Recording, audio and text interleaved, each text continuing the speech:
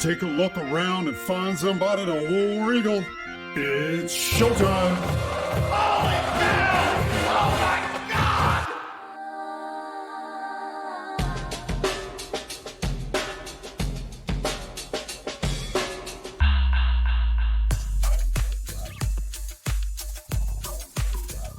Hello, Auburn, Alabama, and all points around the globe where War Eagle can be heard and returned with joy. Particularly given my recent memories at that cafe in London where we sat next to the old man wearing an API hat a couple of years ago and made some new friends. It was a good afternoon.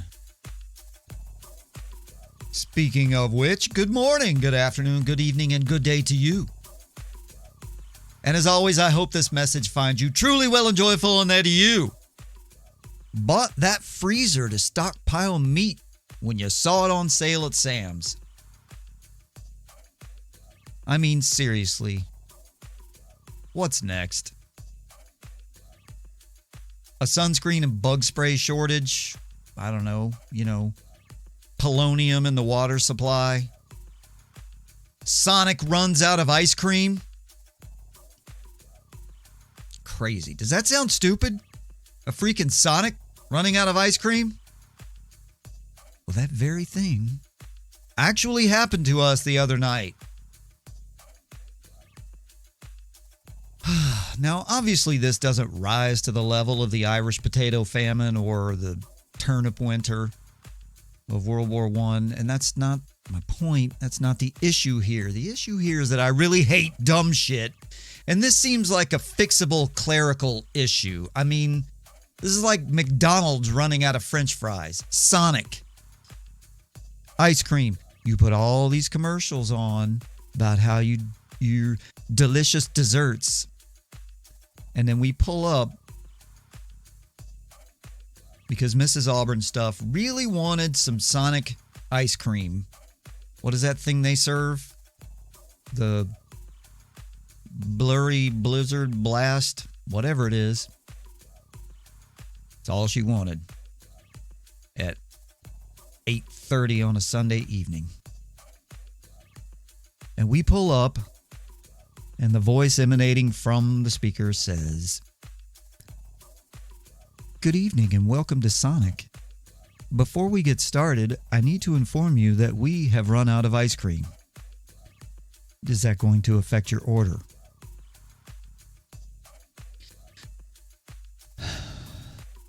In fact, it did.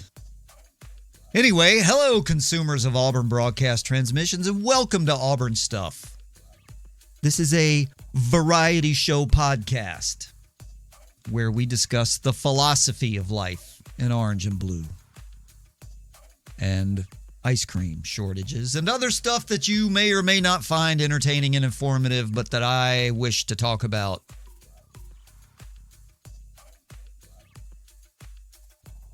So welcome in and warm greetings as well to our listeners all the way from Russellville to Abbeville.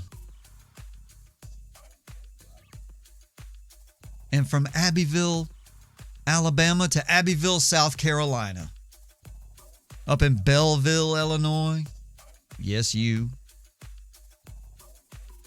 Colorado Springs, Colorado. Brooklyn Heights, New York. Brooklyn Heights, Brooklyn Heights, Brooklyn Heights. Las Vegas, Nevada. Do you go Nevada or Nevada? I'm pretty sure they say Nevada out there. But it is derivative of Spanish, and they don't have this sound. So I tend to lean towards Nevada. Nevada. But whatever you wish. If the natives say it a certain way, say it the way the natives say it. Right? Right. Also, if it's someone's name that has been transformed into the name of a town, for example, like Clemson, you should not add a Z. Just a little language lesson for you there. And as always, welcome and thank you to our steadfast New Zealand task force. Thank you for always being there and for joining the fun. It is Monday, June 7th, the day after D-Day. 12:05, about to flip to 12:06 in the PM, Eastern Daylight Time.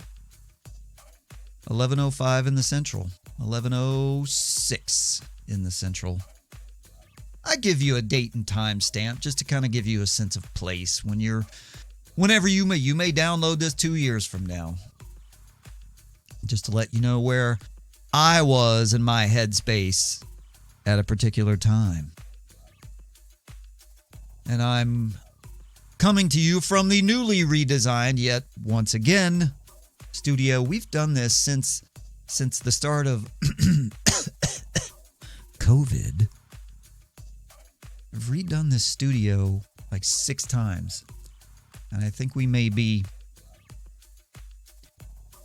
in a place where we can finally settle and do not only the audio version of the podcast, but start getting the YouTube video thing up as well. Although I don't know why any of us are bothering, because the guys over at War Report are just crushing it, taking over the world. They're doing a better job than anybody else in the world. But hopefully I'll do something a little bit different and be entertaining on this side, and we can mesh and meld, layer. And the current weather at College of Magnolia is, well, look, 1991 Steve Martin film called L.A. Story, you may or may not have seen it, featured a narrative subplot in which the local television weatherman, played by the aforementioned Steve Martin, pre-records his forecast segments. Well, you know, because the weather in L.A. basically never changes. And in that spirit, I present to you the following anywhere in the southeastern United States weather report for the next 5 months in quasi-allegorical narrative form. Here we go. I want you to, if you want to understand what weather is like, what summer is like down here, and summer is defined as basically that period of time between tornado season and the end of football season. So if you want to understand it, if you're unfamiliar with how we roll down here weather-wise, I want you to go to the very back of your linen closet and retrieve your scratchiest, least absorbent towel. You know, that one you've had since you first moved out of your parents' house that's now relegated to cleaning mud off the dog paws. Honey, it's raining. Get the dog towel. You know. Now, wad this towel up into a ball, go out to your car and throw it into the trunk. Then drive to the nearest body of brackish or salt water. Bonus points if you can find one with a bunch of algae, seaweed, and or dead jellyfish. Now, I want you to take that shitty, scratchy towel down to the water and let it soak up the salt and grit. Then turn around and let that towel drag through the sand on your way back to the car. Just let it drag. Pull it, just let it fall on the ground. Just drag it right behind you. Find some spider webs too. Go to the nearest, you're on the coast, you're at a body of salt water, find in the little shrimp shack or, some rundown place on the edge of town and go up under their overhang and find some spider webs and rub that towel around in there. On the drive home, You need to find a remote stretch of highway heavily traveled by logging trucks and throw the towel out the window. If you don't have a road like this near you, fear not. Just come on down.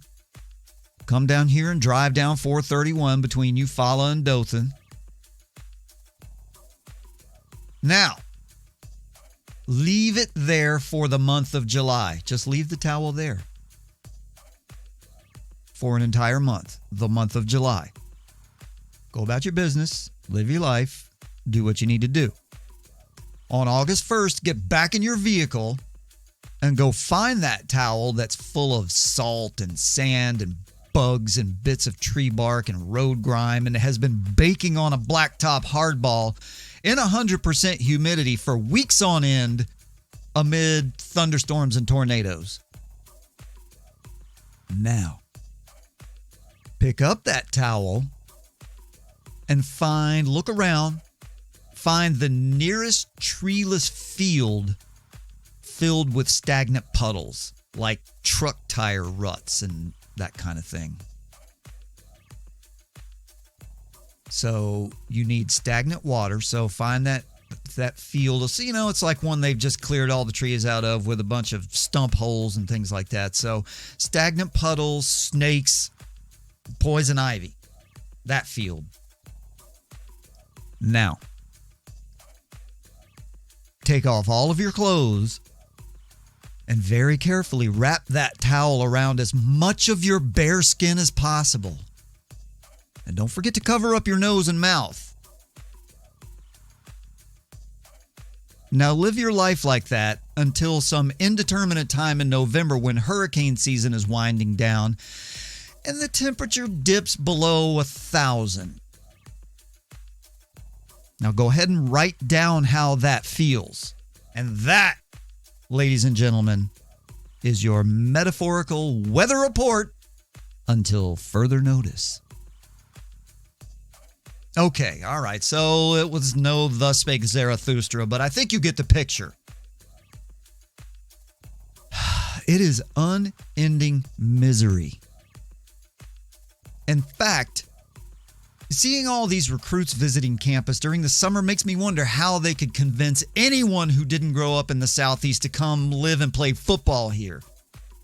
I mean, can you imagine?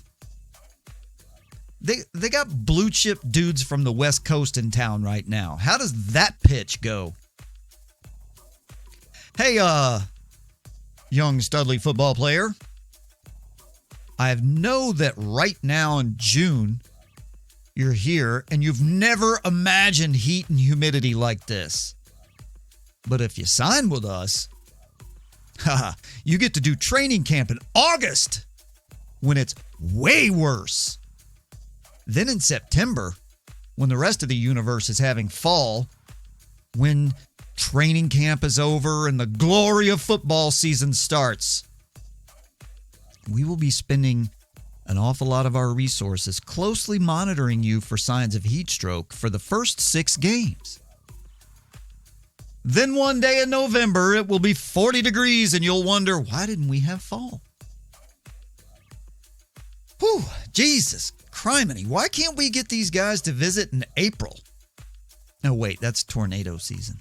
Seriously, why do any of us live here at all?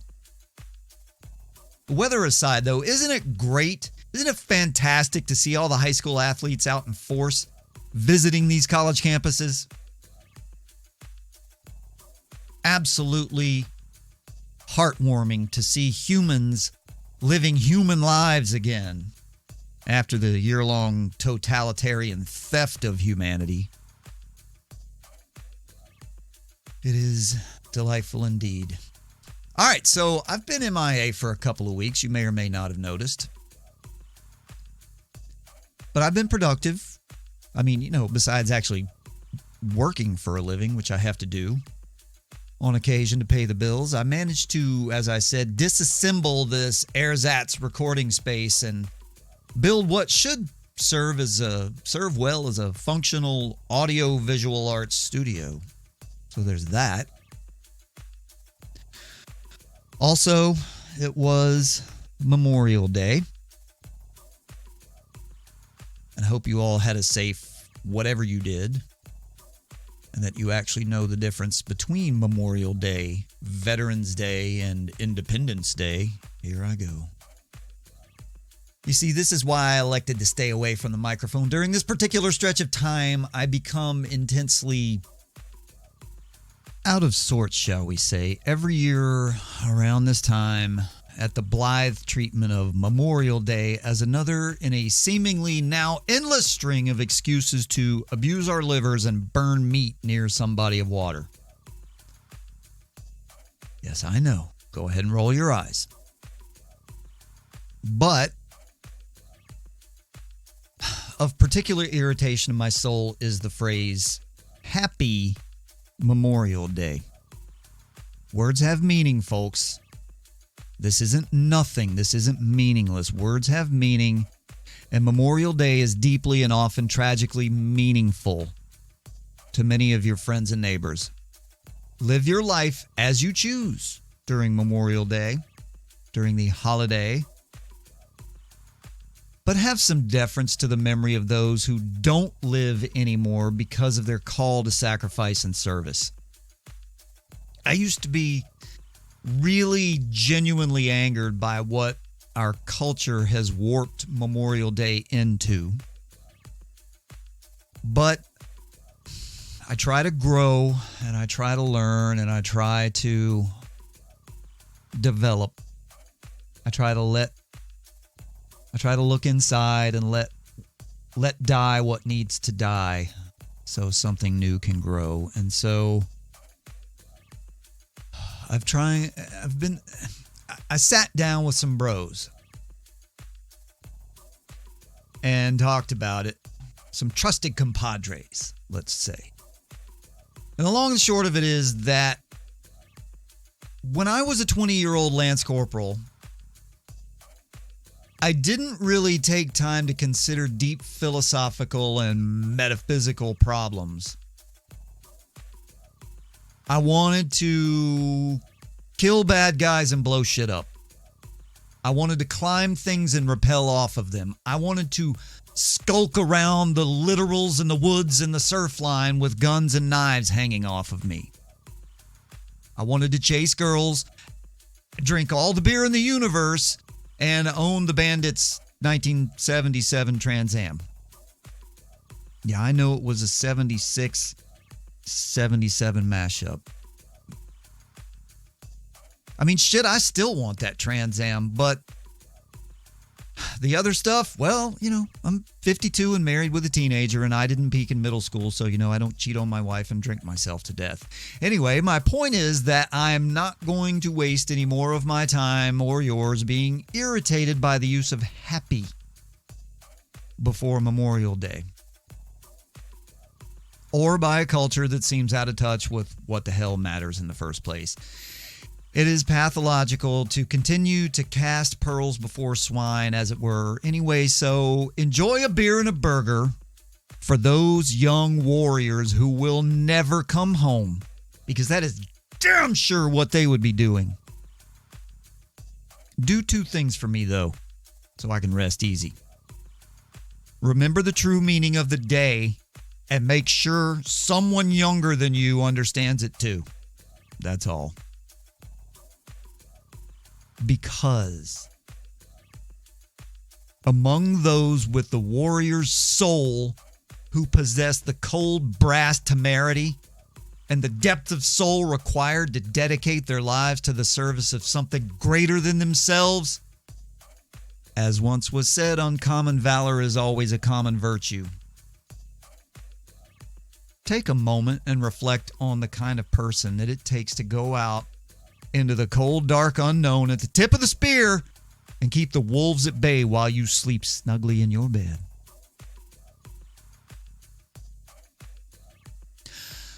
Alrighty then. When last we spake, I spent a segment opining on the subject of a transfer quarterback, that being one TJ Finley, potentially joining our beloved Auburn football Tigers. And in my stance was not necessarily, it was not anti-Finley at all, but more sort of questioning the need for the move, based less really on the people involved at all and more on the disruption factor. And here we go. Disruption. Disruption is scary. Without a doubt. No one likes it. We have Bo, who I firmly believe is a victim of pathological coaching malpractice. We have Dee Dee, who is an uber-talented freshman, and we have Holden Garner, the 6'3", 215 QB commit for the 22 class, who seems to have all the tools. Seems like we're good there, so why disrupt the flow with a transfer QB who clearly has no intention to hold anyone's clipboard? And right here is where we, the Auburn family as a whole, need to pull off the relentless, unceasing flow of the interstate, go find a quiet place to park, and spend a few minutes sitting still in deep thought without the stress and pressure of the whole world glued to your rear bumper. I did a big, grand 2-part opus back in February all about rebooting our headspace as Auburn people. Not to change who we are, no, but to accept and learn different methods of conceptualizing what we want to do with our football team. And I realized after my Finley transfer comments and doing a great deal of reading and listening to other opinions, that I haven't completely rebooted my own headspace. It's little wonder, y'all, because we, the Auburn family, have been passively abused by the aggressive malaise of low expectations and unexceptional averageness fostered by an ossified hierarchy of soloed and comfortable autocrats that we more closely resemble the citizenry of the Soviet Union than dynamic individuals with sovereign power of agency. It's crazy to watch. When one of us steps up and demands better, that heretic is often dragged back into the abyss by those who insist that almost and every now and then is just fine. There's an old story, a joke, an old Soviet joke, actually, about an American that dies and goes to hell that actually reminds me a lot of how we treat one another in this crazy Auburn family. And it goes, an American dies and goes to hell, and Satan himself shows him around. They pass a large cauldron. The American peers in. It's full of suffering souls burning in hot pitch.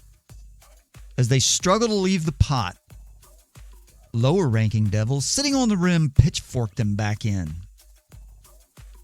The American is properly shocked. Satan says, "That's where we put sinful Englishmen." The tour continues, and soon the duo approaches a second cauldron. It's slightly larger and slightly hotter. The American peers in. It is also full of suffering souls, all wearing berets. Devils are pitchforking would-be escapees back into the cauldron. "That's where we put sinful Frenchmen," Satan says. In the distance is a third cauldron. It is much bigger, and it is glowing white hot. The American can barely get near it because of the intense heat. Nonetheless, at Satan's insistence, he approaches it and peers in. It is absolutely packed with souls, barely visible under the surface of the boiling liquid. Now and then, however, one clambers out of the pitch and desperately reaches for the rim. Oddly, there are no devils sitting on the edge of this giant pot. But the clamberer disappears back into the surface anyway. The American asks, Why are there no demons here to keep everyone from escaping? Satan replies, this is where we put the Russians. If one tries to escape, the others pull him back in. Does that feel familiar? Anyway, in spite of all my yapping about the new dawn of the age of Harsin, incompetency, and a coherent organization operated by people with foresight, I was analyzing the Finley transfer with a brain still stuck in the past. In spite of everything I said, in spite of everything that I've been looking forward to, in spite of everything that I've been trying to grab hold of with the new dawn, I was still looking through old glasses. I was unconsciously trying to maintain the status quo rather than eyeing an ever-changing horizon. And we can't fear the uncertainty of the future because the present seems comfortable. Inertia comes from comfort and ultimately leads to chaos because the inability for adaptation to the inevitable evolution of everything gets you run down in the street like an indecisive squirrel. Inertia is why we still give trillions of dollars to an out-of-touch 18th century Prussian-based compulsory education bureaucracy that does more to harm our children's potential than any kind of good. You ever wonder why there's a bell? It's a factory bell. Did you know that? That's what it's supposed to symbolize. They're being trained. Anyway, and while we still have to deal with the galactic stupidity of summer vacation along with it, but I digress. How that is still a thing. You have to be able to untrack because the future is never set. The future is never set. Except by the forced desires of totalitarians who are convinced of the completeness of their own knowledge. Does that sound vaguely familiar? It should, because that sentence described the last 8 years, and to a broader extent, the past 3 decades. The future, a day, a year, and a century from now, is ours to shape if we have the courage to take charge and adapt. Part of the process of breaking free from inertia in order to maintain the resourcefulness to persistently be the architect of your own future is exercising the willingness and the fortitude to endure the excruciatingly painful task of self-examination. It's the most terrifying thing humanity can do. Self-examination. It's utterly horrifying to look inward and see not only what you are, but more so what you aren't, because you're not unleashing your full potential. 100% of the time, making strides towards your full potential, the highest form of you, requires letting parts of you die because they are toxic and unproductive. In some cases, it requires the death of almost all of you. If you try to build on a foundation of garbage, everything new will crumble into the trash. Remember the story of my friend's father that I told a while back? The Auburn alum with the trashed out, decrepit old running shoes?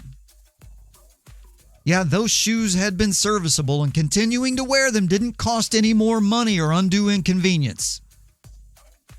Or did they make the future miserable because they were destroying his feet, knees, and back from the foundation up?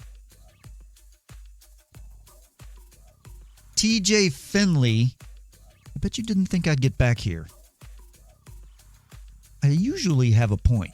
T.J. Finley represents the approach that this new coaching staff is taking towards what amounts to grabbing this program by the belt and the collar and shoving it out of the forest and into the fresh air and sunlight.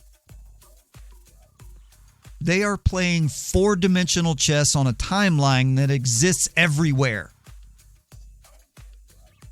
They are using Auburn's historical eminence to enable winning right now while building a future of sustained transcendence. Because this is a group of people that clearly values the creation of excellence over self-satisfaction and self-validation. I want to say that again. This is a group of people, based on their actions, that clearly values the creation of excellence.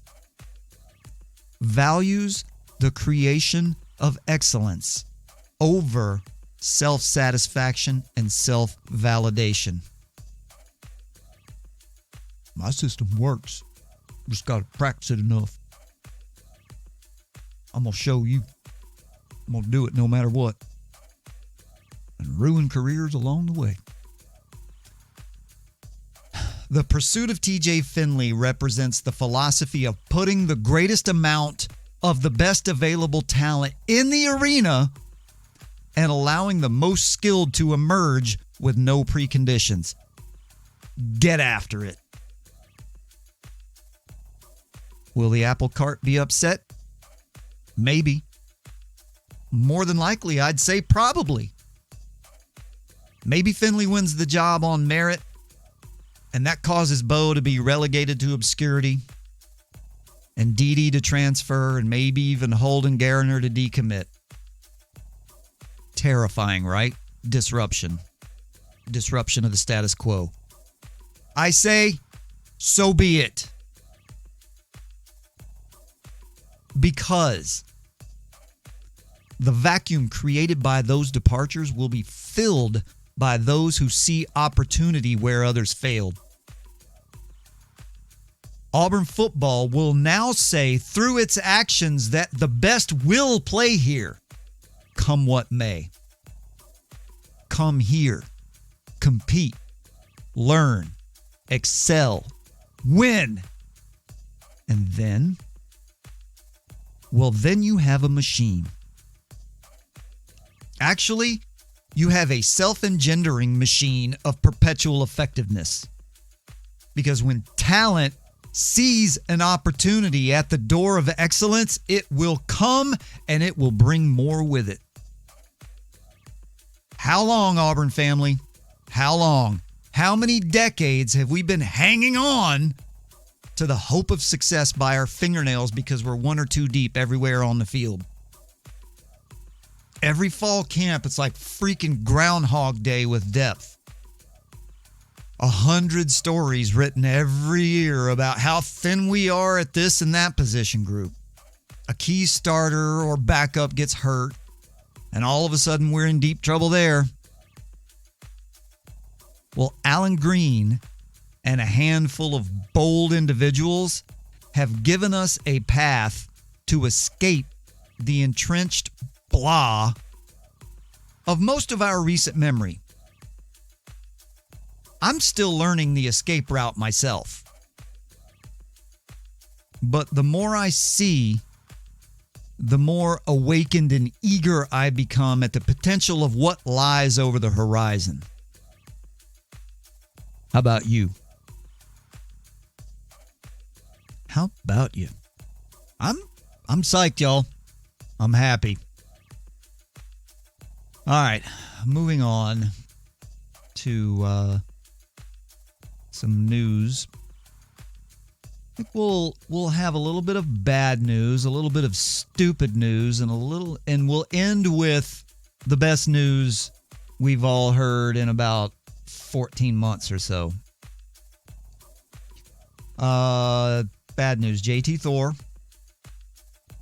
Headline by Nathan King on 24/7, Auburn Undercover, Inside the Auburn Tigers. JT Thor signs with agency, won't return to Auburn. All right, fair enough.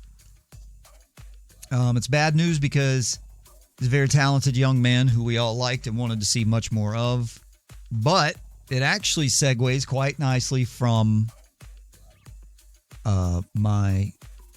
from the past 20 minutes or so of your life that you listened to. Talking about, you can see what what Bruce Pearl has been building. And there are people who are unhappy and afraid because we're recruiting these big-time players and they're leaving after a year, or they end up not signing. They commit, but they don't sign because they go play with some minor league organization. But success, it should anyway. Success, it hasn't with football for a while, strangely enough, but we're piecing together why. But success begets success. Talent brings talent. Competition brings competition. You've all heard it. Iron sharpens iron.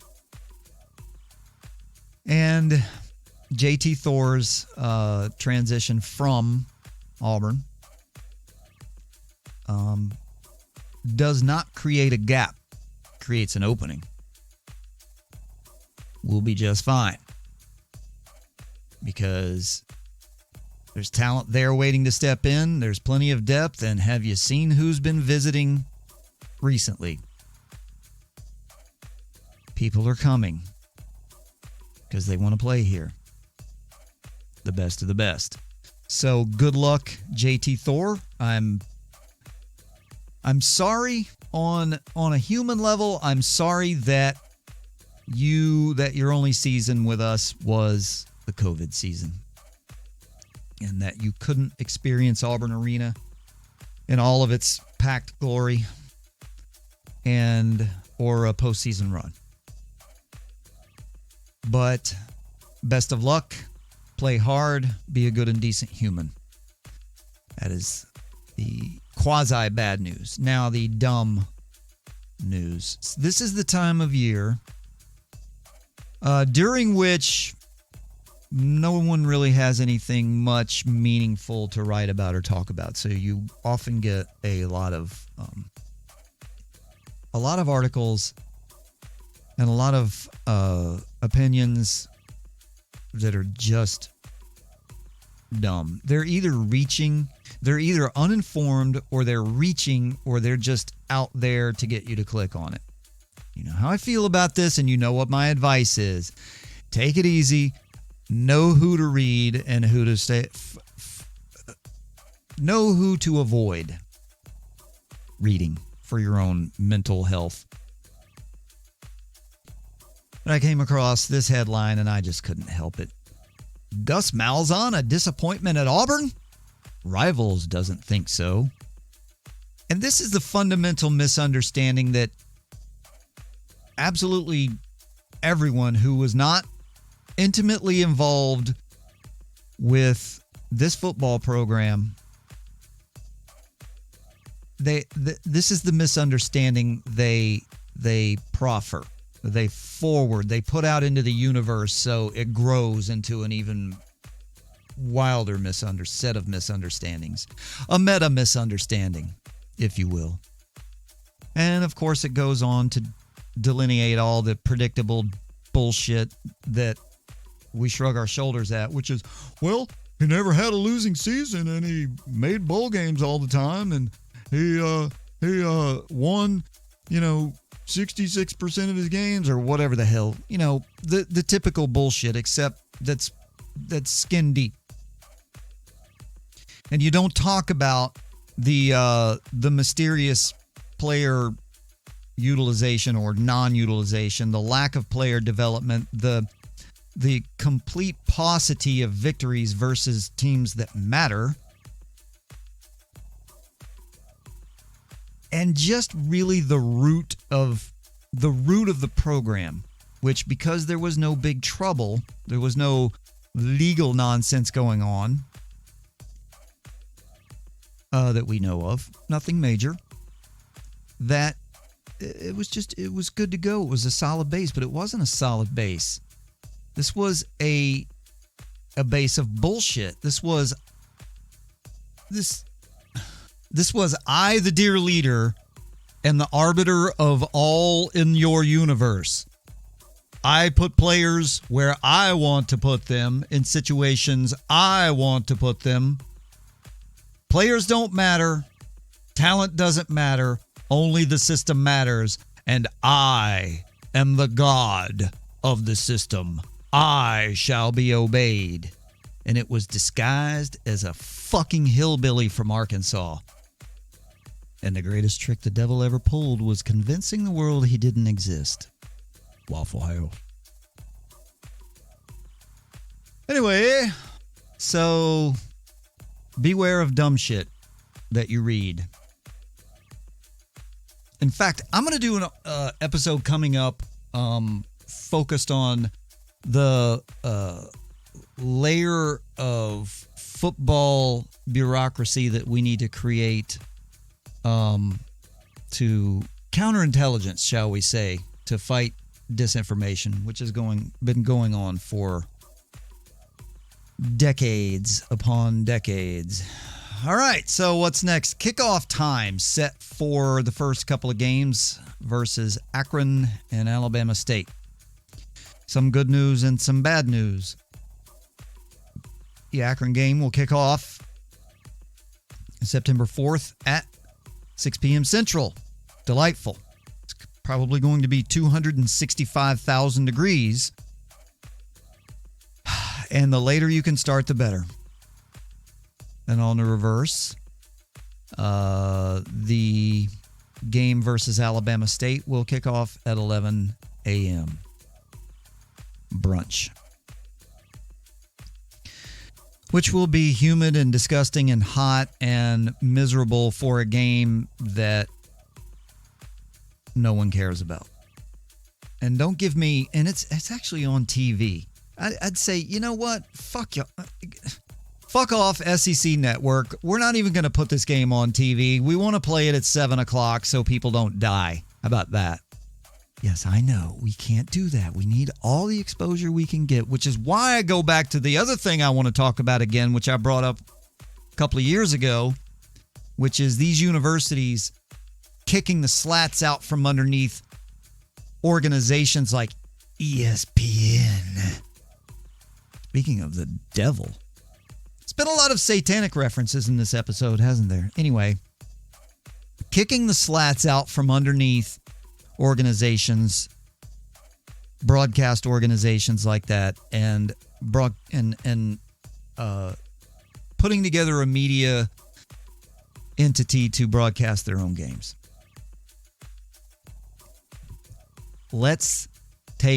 You're trying to kill the sport as it is. You want to unionize players and all this kind of dumb shit. We need to protect what we have. And the best way to protect it is to get it away from people like ESPN. Moving on.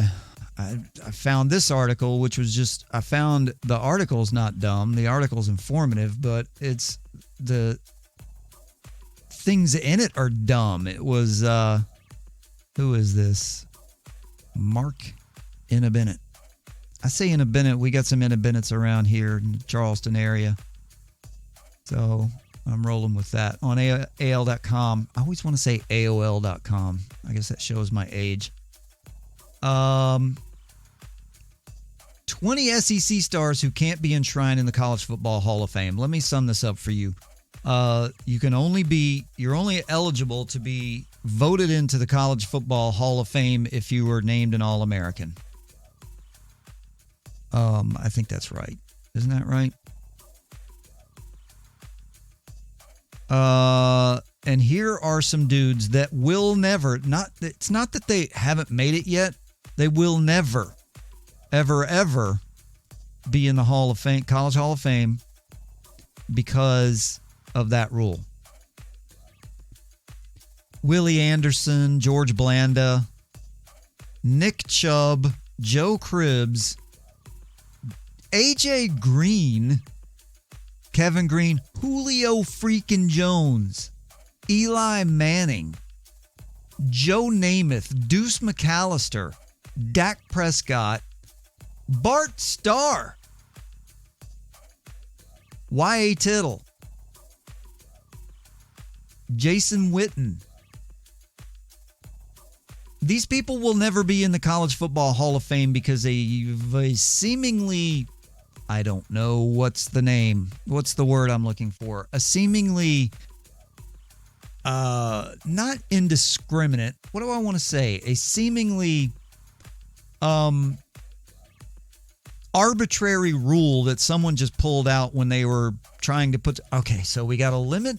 We got to make sure that not everyone on earth gets in here because it's a Hall of Fame and we want the best of the best. So let's make sure that we have some. So let's go by. It's like the entire baseball thing being run on stats. I once heard someone say when one of these baseball Hall of Fame arguments was coming up, probably around the steroid stuff, but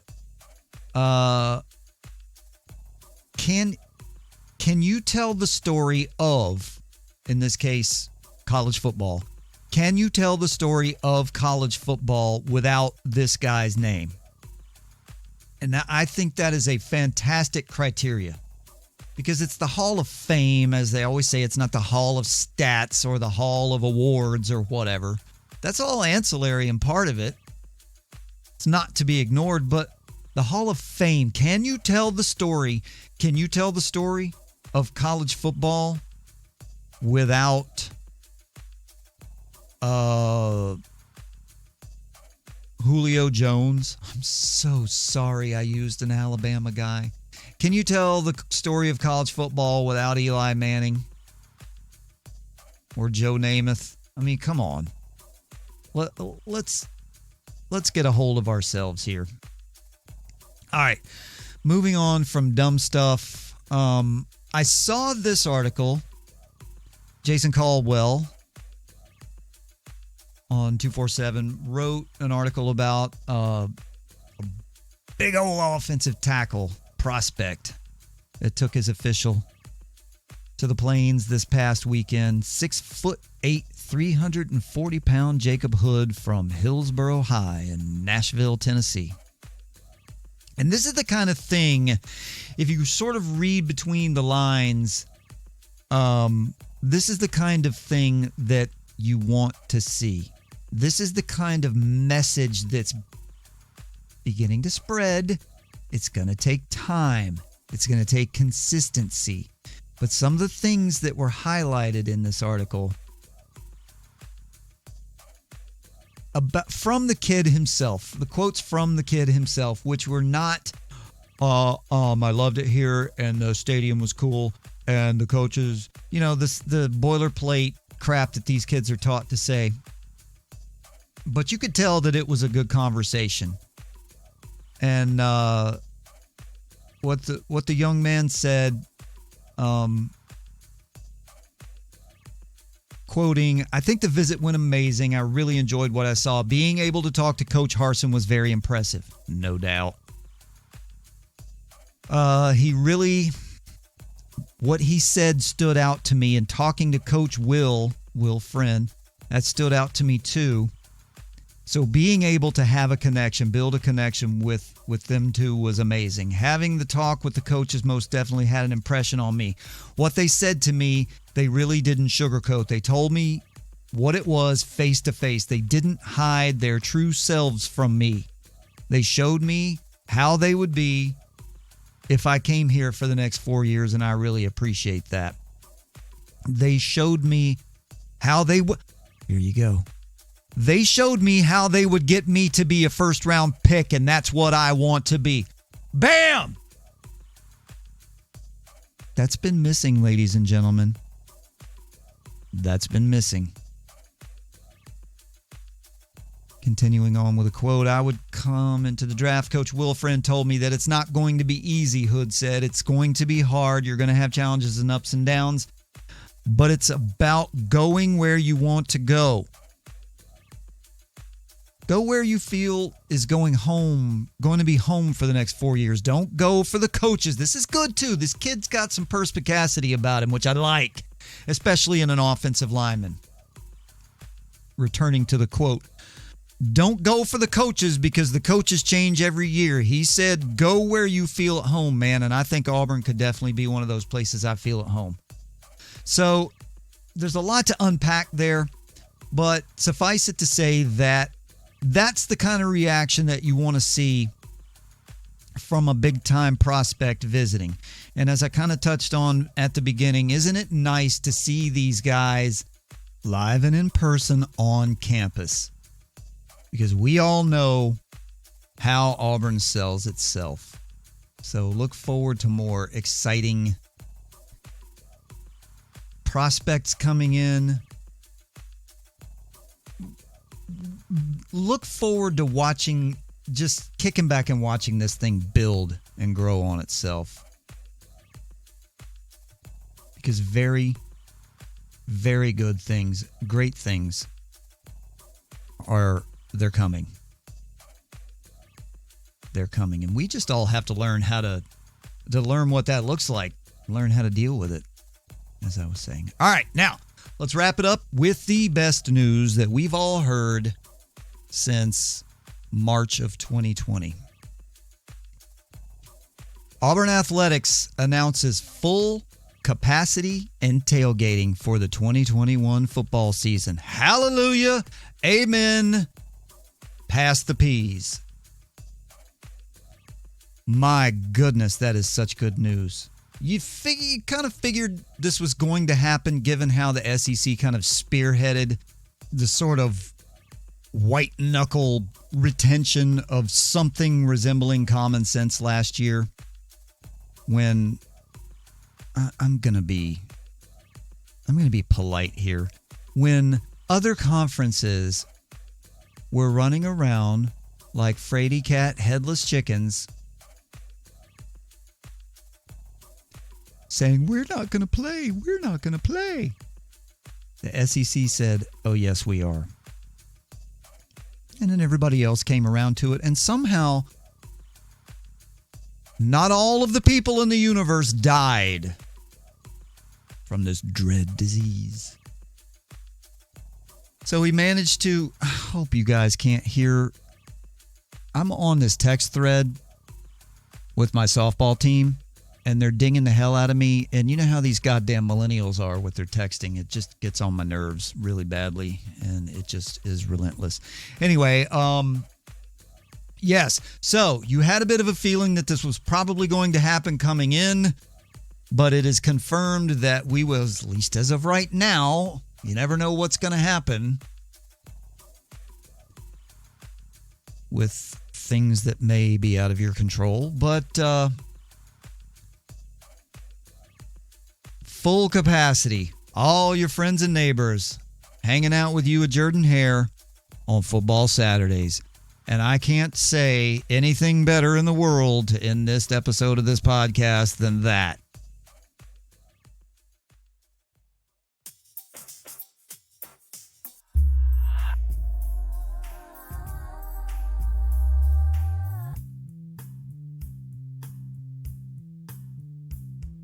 And with that, I bid you all good day.